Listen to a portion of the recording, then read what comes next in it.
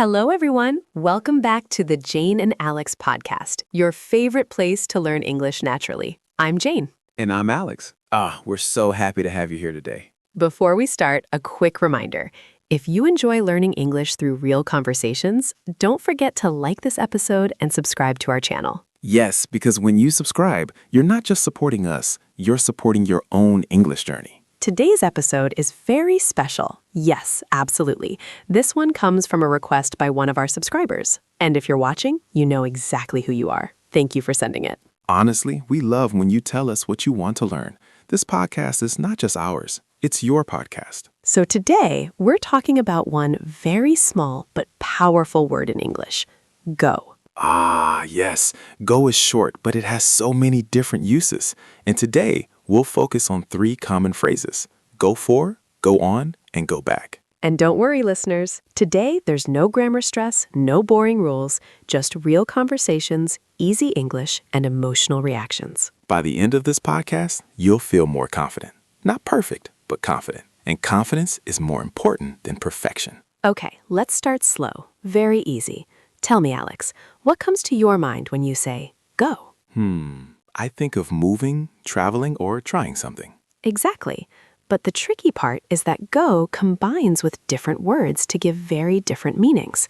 That's why learners sometimes panic. Yes, but relax, listeners. Today, we'll make it simple and natural. Let's start with go for. Jane, next weekend, I'm thinking of going for something new. Go for?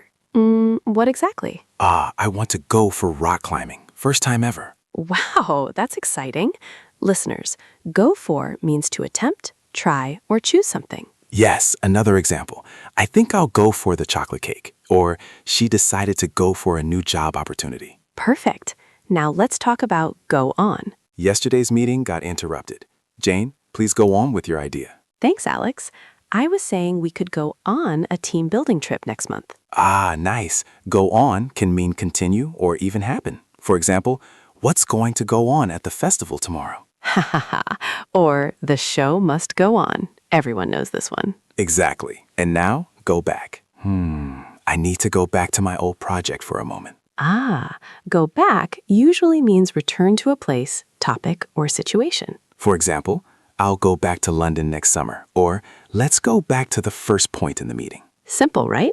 Go for equals attempt or choose. Go on equals continue or happen. Go back equals return. Let's slow it down. Jane, I'm thinking of going for rock climbing.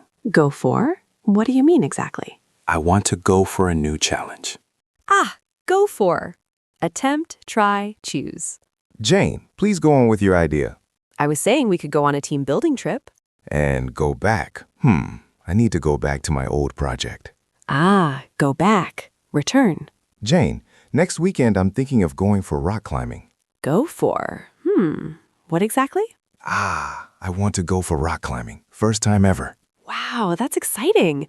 Listeners, go for means to attempt, try, or choose something. Yes. Another example, I think I'll go for the chocolate cake. Or she decided to go for a new job opportunity. Perfect. Now let's talk about go on. Yesterday's meeting got interrupted. Jane, please go on with your idea. Thanks, Alex. I was saying we could go on a team building trip next month. Nice. Go on can mean continue or even happen. For example, what's going to go on at the festival tomorrow? Or the show must go on. Exactly. And now, go back. I need to go back to my old project for a moment. Go back usually means return to a place, topic, or situation. For example, I'll go back to London next summer. Or let's go back to the first point in the meeting. Let's break it down. Go for, to attempt, try, or choose something. I will go for the new promotion at work. She decided to go for the blue dress. Go on, to continue or happen. Please go on with your story. What will go on at the party tonight? Go back, to return to a place, topic, or situation. I need to go back to my hometown next month. Let's go back to the first point in the discussion. These are small words, but they make your English sound natural and confident. Now, let's make your English sound more natural. Instead of, I go for a challenge, say, I'm going to go for a challenge. Instead of, go on your idea, say, please go on with your idea. Instead of, I go back project, Say, I need to go back to my old project. And remember to add emotional words like, ah, oh, wow, This makes your speech human and lively. Imagine you're at work. Go for a new idea. I'll go for this marketing strategy. Go on explaining your plan. Let me go on with the budget details. Go back to a previous topic. Can we go back to last week's meeting notes? Ah, simple, right?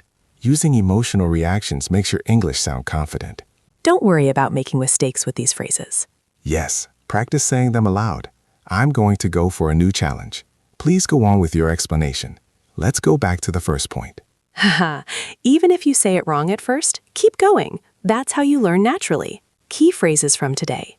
Go for, attempt, try, choose. Go on, continue, happen. Go back, return to something. Emotional words. Ah, oh, wow, Small words, but they make your English sound alive, confident, and human. Thank you so much for joining us on the Jane and Alex podcast today. Try using go for, go on, go back in your daily life, work, and conversations. Keep practicing and don't worry about perfection. English is for speaking, connecting, and expressing yourself. Bye, everyone. Bye.